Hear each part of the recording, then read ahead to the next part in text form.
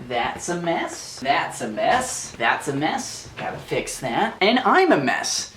Hello, gang. Welcome. I have been having a good amount of thinks about the concept of success recently. Most of the time, when you talk to people about success, you're talking about goals. You're talking about things in life that you can point to and be like, I did that and this gesture.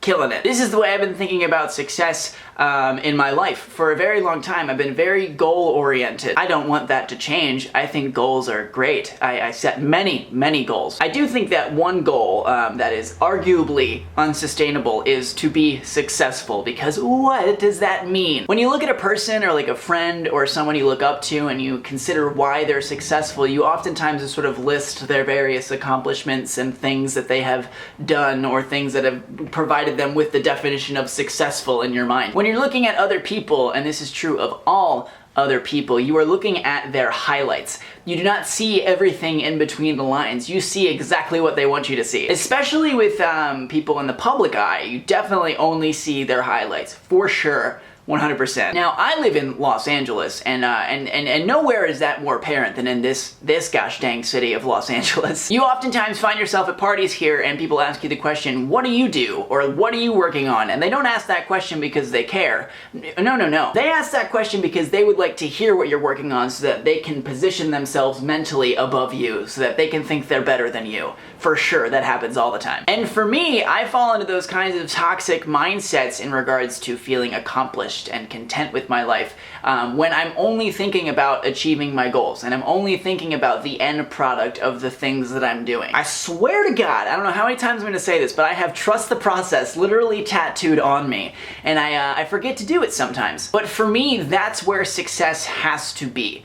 That is where I have to find it. I have to find it in the journey, in the middle point between point A and point B. I have to find it in that space. The most fulfilled and the most passionate I have ever been in my life was in a period of transition, in a period of time when I was objectively in a situation where I did not want to be. I have found myself in the position, in the place that I wanted to be during that time, and I'm nowhere near as fulfilled or nowhere near as passionate as I was back then. I'm speaking purely from the first person, but if you relate, please tell me. But I feel like when I'm only focused on the goals, when I'm only focused on sort of the mechanical numbers, blah blah blah aspect of life or anything, I lose the value of that. Instead of doing things because I actually believe in them or because I actually want to do them, I'm doing things chasing some kind of pseudo high in regards to success and numbers and all that. I'm chasing a high is what I'm doing. And for those of you who've been following me for a while, you know that that's not something that I want to be doing with my life ever again. Here's what I think about success and how to be successful. Here's what I think about that. Number one, absolutely set goals. Setting benchmarks for yourself,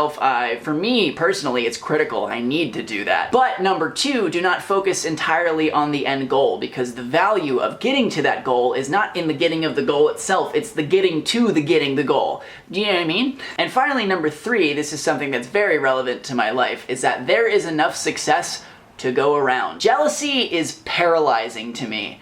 It is one of my least favorite, if not my least favorite emotion overall. When I look at people around me and I'm jealous of their success and I'm insecure about my own success, I'm not a good person. I'm not a person that I like to be around. And when you radiate that kind of energy, people aren't gonna want to be around you.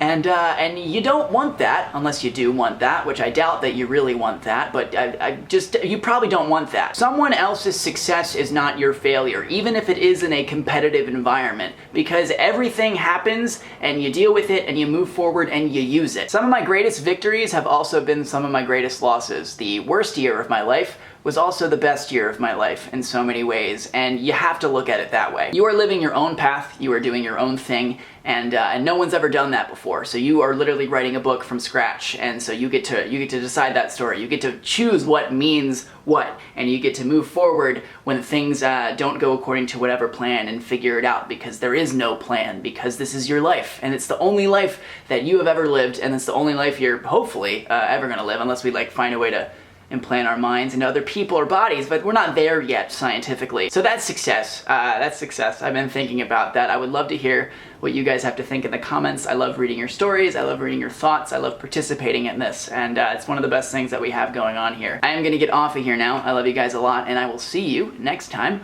on Monday.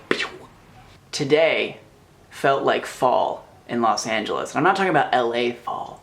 I'm talking about real fall. Kind of fall that's gloomy outside, where you look out and it's just sad and you're like, yes.